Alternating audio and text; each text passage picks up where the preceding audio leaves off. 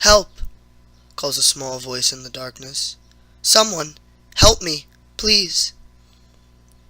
This is one of those moments where you have to decide whether you're going to be of assistance, or if you're going to ignore the problem. Anything could be happening to the owner of that sobbing little voice. Anything. "Please!" A shrill and desperate cry rings out. Moving carefully through the darkness, towards the woods, you are careful when choosing your steps. When possible, you travel under street lights, wary eyes peeled, ears alert to any sound of danger. "Isn't anybody out there?" comes the voice. It's a little girl. You come to the edge of an overgrown wasteland, some vacant lot, and that's where you find the weeping child. She's dirty, bedraggled. Her once soft and colorful dress is torn and muddy. Her bright red hair is wild and flecked with small leaves. This child who may have once had a loving home, but now it seems as if she's all on her own. "You have to help!" She turns to you, perhaps with hope in those dark eyes of hers.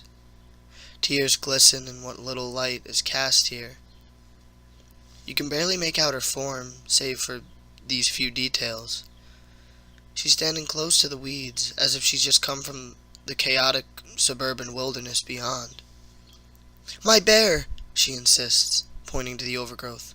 "I need my bear!" Now it's all starting to make something remotely close to sense. You tell the little girl that it's far too late to be out, especially in this neighborhood. When you think back to your own prized childhood possession, can you really deny the child even a small sliver of time spent finding something that clearly means the entire world to her? The weeds are only waist high, after all. They're not as imposing when you're an adult. Wading into the thick mess of stems and thorns, you follow a small path the girl left just moments before. If you trace her steps, you're sure to find the object of her torment. It appears the little thing walked quite a distance. She must have been traveling blind through the miniature forest. It's not long before street lights are twinkling blurs in the mist, and your increasingly foolish quest is guided solely by moonlight. If only it were a dog, you could call out to it. You could listen for barking or whining. Finally, right when you consider giving up on the chase, you stumble upon something brown and fuzzy in the freshly turned soil. The area is clear, as if it was just tilled.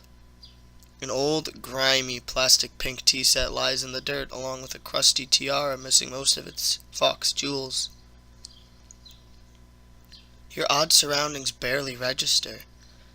However, as you take shock of the bear that lies before you, it rests in a crumpled heap, like a man whose bones have been pulverized. It's the size of a man, too.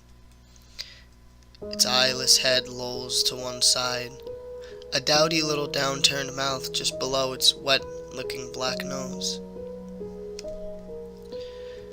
The most disconcerting, though, is the opening in its stomach and chest. A large, vertical, yawning abyss of slick crimson resides there, as if this bear were nothing more than a moldy old costume. There is no zipper. Instead, there are two long rows of pearly white teeth.